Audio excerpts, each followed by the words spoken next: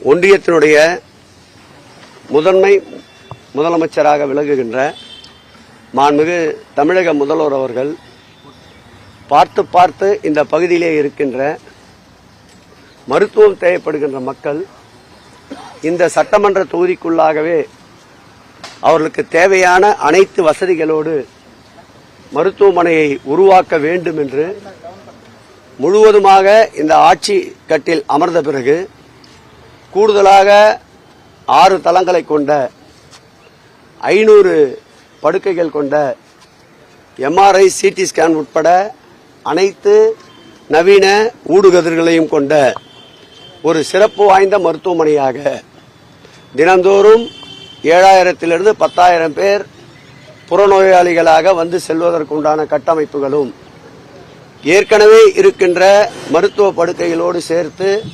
750 ஒட்டுமொத்த படுக்கைகள் கொண்ட ஒரு நவீன மருத்துவமனையாக நவீன தமிழகத்தின் சிற்பி மாண்புமிகு தமிழக முதல்வர் அவர்களுடைய இந்த தொகுதியிலே உருவாக்குவதற்கு அனைத்து முயற்சிகளையும் மேற்கொண்டுள்ளார் என்பதை இந்த பகுதி மக்கள் அறிவார்கள். தற்போது செயல்பட்டுக் கொண்டிருக்கின்ற மருத்துவமனை கூட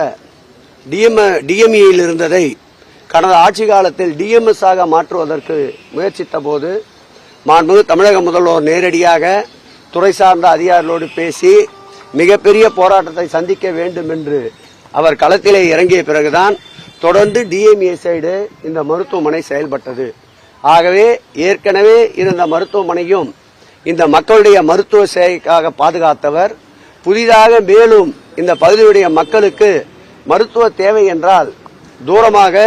தொலைதூரத்தில் எங்கும் செல்லாமல் தன்னுடைய தொகுதியிலேயே இப்படி ஒரு நவீன மருத்துவமனையை பிப்ரவரி மாத இறுதியில் இந்த மக்கள் பயன்பாட்டிற்கு அர்ப்பணிக்க இருக்கின்றார். மார்ச் 1 எங்கள் உயிரினும் மேலான அன்பு தலைவர் தளபதி அவருடைய பிறந்தநாள் பரிசாக கொளத்தூர் தொகுதி மக்களுக்கு இந்த மருத்துவமனை மக்கள் பயன்பாட்டிற்கு அர்ப்பணிக்கப்படும்.